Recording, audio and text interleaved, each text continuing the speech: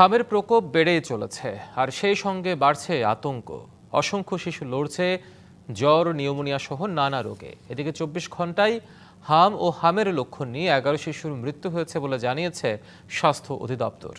এখন পর্যন্ত হামে মোট মৃতের সংখ্যা দাঁড়িয়েছে 46 জনে, আর উপসর্গ নিয়ে মারা গেছে 198 শিশু। রূপগঞ্জের মোয়াজ নারায়ণগঞ্জে 6 দিন চিকিৎসা শেষে মায়ের সঙ্গে বাড়ি ফিরেছিল, কিন্তু সপ্তাহ না যেতেই আবারও জ্বর। চিকিৎসকরা জানালেন আবারও হাম হয়েছে তার।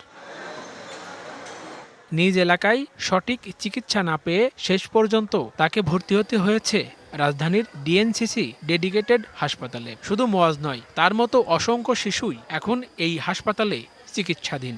আমি 15 তারিখে হামের টিকা দিয়েছিলাম, দেওয়া দেওয়ার 4 দিন পরেই জ্বর আসছে। প্রথমে হামে নয়, প্রথম জ্বর ছিল অনেক দিন, জ্বরের থেকে যে হাম 3 দিন ধরে হয়েছে।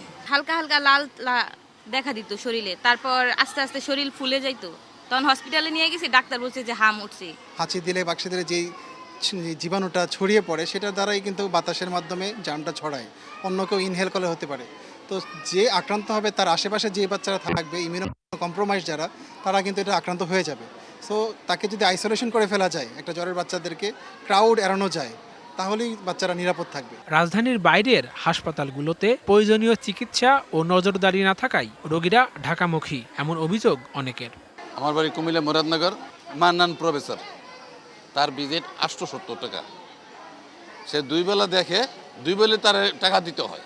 নার্সারি দিয়ে ছাত্ররা দিয়ে ওই পরীক্ষা করায়। ডিএনসিসি ডেডিকেটেড হাসপাতালের পরিচালক বলছেন, বিভ্রান্তি দূর করে সঠিক চিকিৎসা নিশ্চিত করা ও সচেতনতার মাধ্যমে হাম নির্মূল করা সম্ভব। বাচ্চার যদি পুষ্টির অবস্থা শুরু থেকে খারাপ হয়, তাহলে সেসব বাচ্চাগুলো কিছু কিছু ক্ষেত্রে এফেক্টেড হয়ে যাচ্ছে।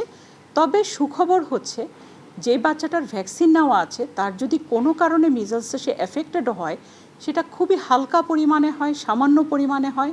ওই বাচ্চাটার কোনো ধরনের গুরুতর রোগ লক্ষণ আমরা কখনো পাইনি এবং খুব অল্প কয়েকদিনই বাচ্চাটা সুস্থ হয়ে বাড়ি চলে যায়। হাসপাতালটির সামনে তীব্র যানজটের কারণে সেবা নিতে আসা রোগীদের দুর্ভোগ আরও বাড়িয়ে দিয়েছে বলে অভিযোগ করেন তিনি। Tanvir Suman, DBC news, Dhaka.